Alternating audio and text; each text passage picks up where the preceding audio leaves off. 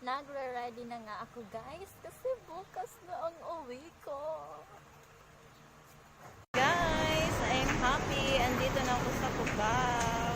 Umalis ako sa Bulacan ng 1 p.m. at nakarating ako dito sa Cubao ng 2 p.m. So ngayon, hinihintay ko yung kapatid ko na lalaki, yung nag-iisa kong kapatid na lalaki, at na very supportive sa akin at protective brother. So yun guys, hinihintay ko lang siya kasi ihatid niya ako sa sakayan papuntang Bicol. Kinakabahan talaga ako mag-isa magbiyahe, pero I can do this. Woo! Guys, andito na ako ngayon sa bilihan ng ticket papuntang Bicol.